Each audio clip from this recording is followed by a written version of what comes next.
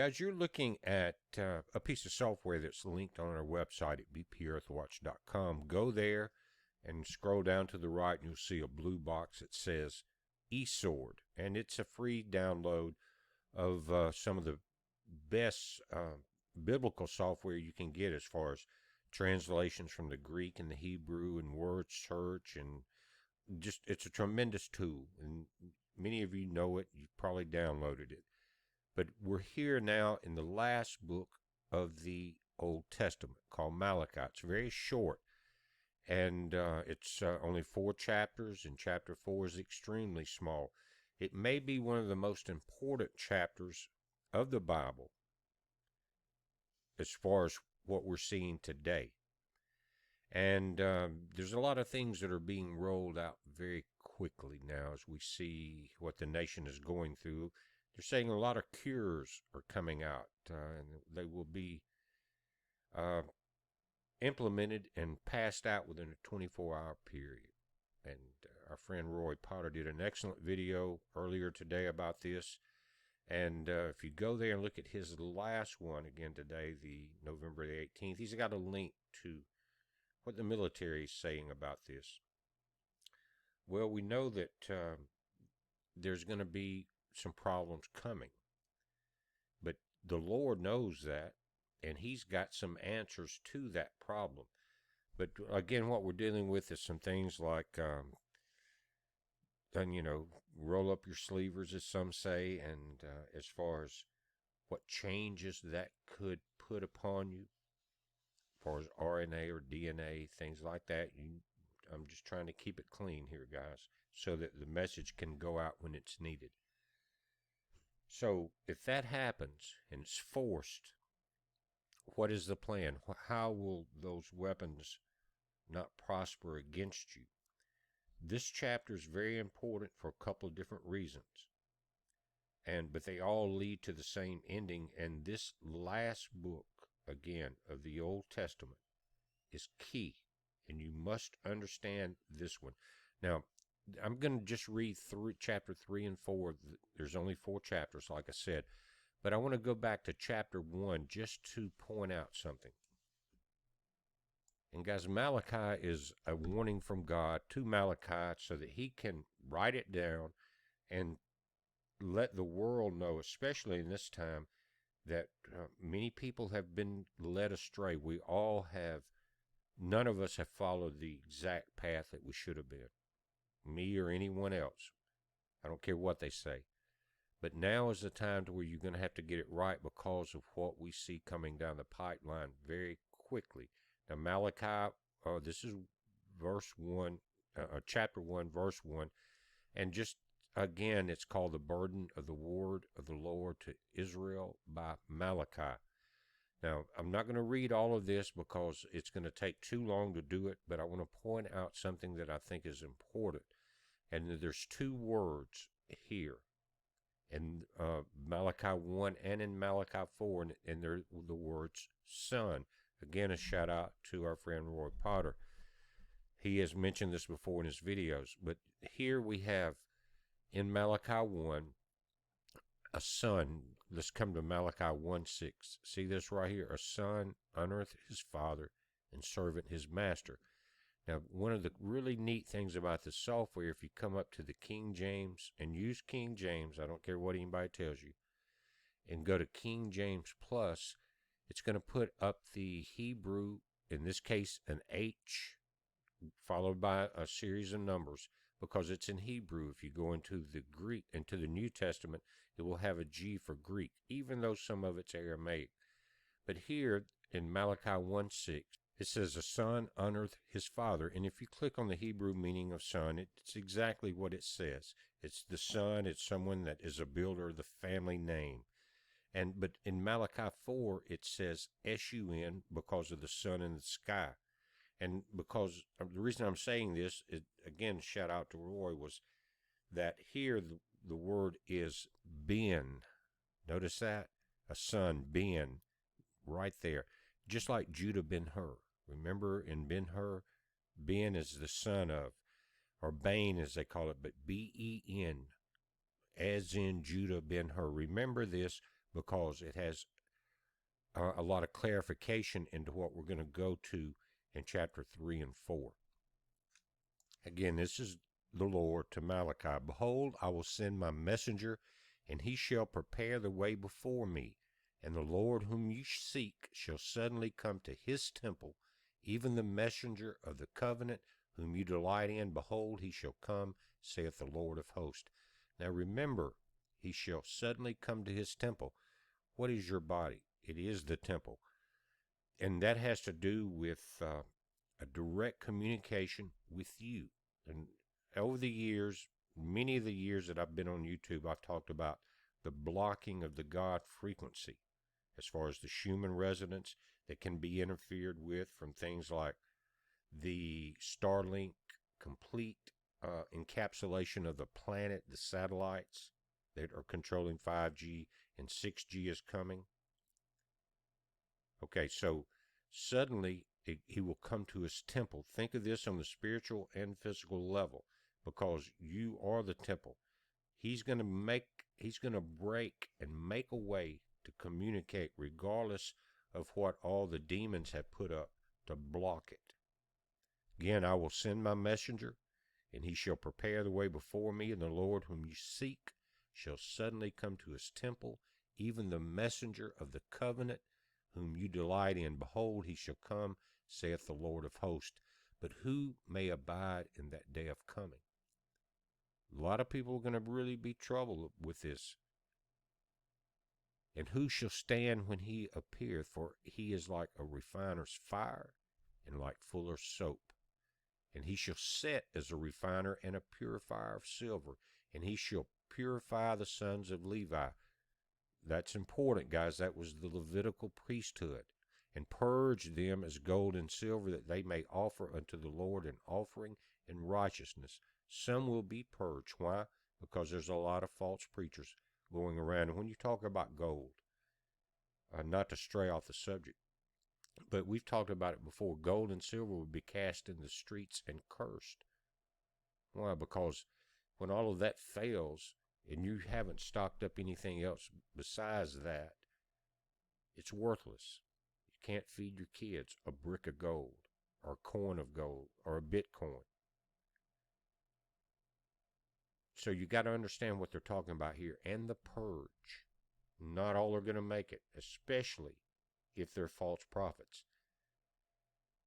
Then shall the offering of Judah and Jerusalem be pleasant unto the Lord, as in the days of old, and as in former years. And I will come near to you to judgment, and I will be a swift witness against the sorcerers, against the adulterers, and against false swears, and against those that oppress the hireling in his wages, the widow and the fatherless, and that turn aside the stranger from his right, and fear not me, saith the Lord of hosts, against wickedness.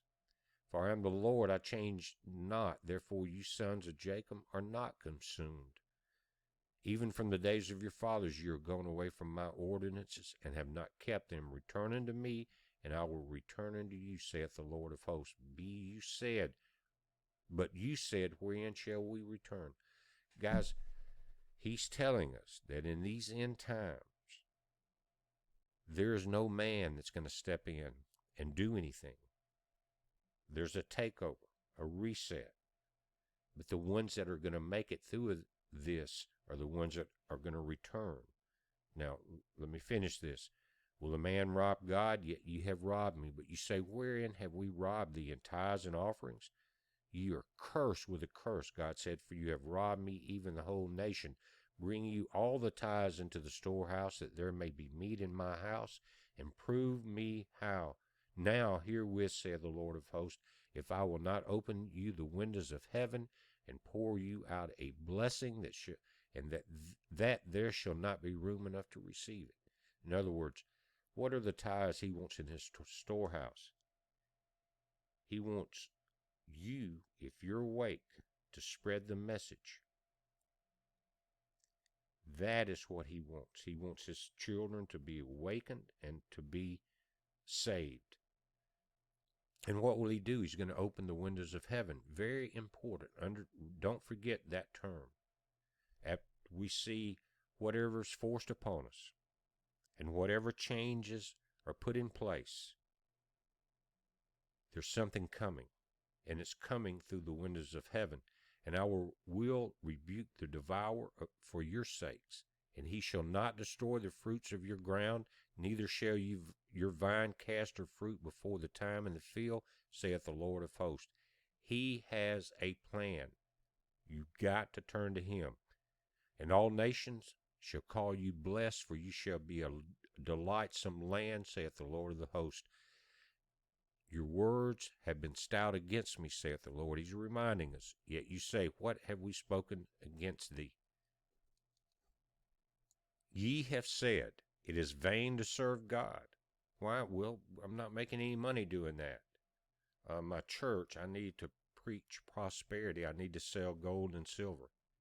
But again, let me say this about the gold and silver before I forget it. Everyone says, but BP, when you say that, don't you realize that throughout history, that has been the safe haven? Guys, do you know that in 1929, during the Great Depression, that the government took everyone's gold? They give you the street price for it, which was around $20, 67 cents, something like that. And then they doubled it so that they could double the amount of money they were printing. But you could not keep it. They took it. And now we call the proud happy. And we see a lot of pride, don't we? From California to New York. We call them happy, yea, that they work wickedness or set up, yea, that they that tempt God are even delivered. That's what the super churches are saying. Just come on in here, give us your money. It doesn't matter what you do, you can be delivered. It's a lie. Then they that fear the Lord spake often to one another, like we're doing now. And the Lord hearkened, and he heard it. And a book of remembrance was written before him for them that feared the Lord, and that thought upon his name. This is very important. It's a form of prayer. And they shall be mine, saith the Lord of hosts, in that day when I make up my jewels. And there are jewels. There were 4 upon the breastplate of the priest. And I will spare them as a man spareth his own son that serveth him. Again, this son is, in the Hebrew, the son, the one that continues the family. Then shall ye return and discern between the righteous and the wicked, between him that serveth God and him that serveth him not. We're starting to see that. Now, guys, chapter 4 is very short, but that's what we're talking about. It's called the Great Day of the Lord. That's a title put in there. It's not in the Bible, but it's kind of accurate. It's 6 verses in this last chapter of the Old Testament. For behold, the day cometh that shall burn as an oven. Very important. And all the proud, yea, and all that do wickedly shall be stubble, and the day that cometh shall burn them up, saith the Lord of hosts, that it shall leave them neither root nor branch. No more. They will be gone. There will be no more children. There will be nothing left of the beginning. Who was the root of wickedness? We know who it is. And guys, when you think about this burning and the oven, and they shall be stubble, the separation of the wheat and the tares shall be gathered first and bundled for the fire, and the wheat gathered for the barn of the Lord. It has everything to do with Malachi 4:2. But unto you that fear my name shall the Son of Righteousness arise with healing in his wings, and you shall go forth and grow up as calves in the stall. What is calves in the stall? It's in the Lord's barn. It's in that barn. It's in his protection. It's in heaven. But let's go back. 4:2. But unto you that fear my name shall the Son. Now this is not S-O-N. It is S-U-N. And some preachers will say it's just, they misprinted it. It's not correct. They're talking about Jesus. But that's not correct at all, because let's go up here and go to the King James Plus that will give us the Hebrew meaning. And the Son here is a completely different number, Hebrew word in the Strong's, number 8121, and it's called Shemesh. Again, shout out to you, Roy. From an unused root meaning to be brilliant, the Son. This is not the continuation of a family. This is the Son. And so let's read it from there, just so you understand. They didn't make a mistake. It is two different Hebrew words. But unto you that fear my name, and that fear is a revere. It's not like you're afraid. The fear here means you revere, you understand, you love it. You love the Father. But unto you that fear or revere my name shall the Son, the one in heaven, the one that we see in the sky, that heaven of righteousness, will arise with healing in his wings, and you shall go forth and grow up as calves of the stall. Something is going to happen on the sun. In other words, all these geo satellites, all of this Neuralink and Starlink systems that are being implicated, along with whatever's coming down the pipeline to cure all of our problems, this is going to be healed, and it's going to be done here. And you shall tread down the wicked, for they shall be ashes under the soles of your feet in the day that I shall do this, saith the Lord of hosts. Remember ye the law of Moses my servant, which I commanded unto him in Horeb, for all Israel with the statutes and judgments. Behold, I will send you Elijah. Many people think Elijah will be one of the two witnesses. Behold, I will send you Elijah. Some say it was John the Baptist in that spirit, the prophet, before the coming of the great and dreadful day of the Lord. Remember, the tribulation of man, and then the wrath of God. That's rightly dividing the word. That will be in the next video. We're going to clarify that. And he shall turn the heart of the fathers to the children, and the heart of the children to his fathers, lest I come and smite the earth with a curse. Now, think about this. What has happened before this? Families were turning against each other. Brothers against sisters, fathers against sons. You remember that? And so there's a change coming, and it's coming by the Son. Now, if you think about a CME, guys, coronal mass ejection, solar flare, filament release, whatever, that is something like the Carrington event that fried all of the early electronics, the telegraph lines. It electrocuted the telegraph operators. It was a solar burst, solar flares. But the sun, not only will it destroy the wicked, but it will arise with healing in its wings. So not only will it knock out the technology of the system that's trying to control everyone, but it has something else in there. The alpha and beta waves, the alpha waves, 8 to 12 cycles per second, part of the Schumann resonance, that is the healing frequency of God that's trying to be completely blocked from entering our earth, and then blocked from our minds through other means. It's very important. Now, something just to throw a little cog in here, or throw a screw in the machine.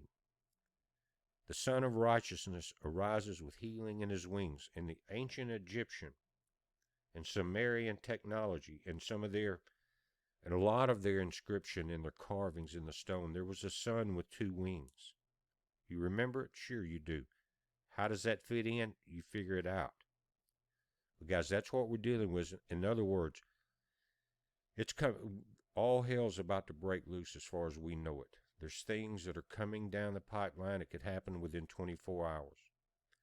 Go to Roy Potter's latest video tonight. Look at the link. Listen to his video.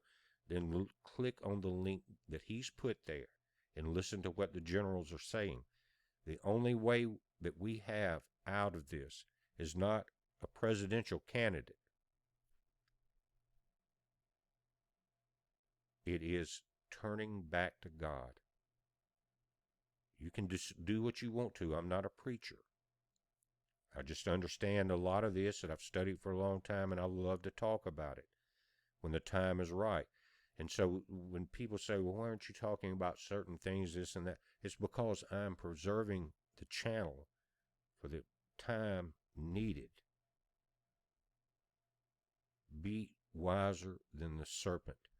There's a lot of information out there on the internet. You guys know a lot of the links to where you can find out everything about the different confusion and Babylon systems that are going on around the world and with this election. That's a distraction. This is what's important. It's a heads up, guys. Be safe.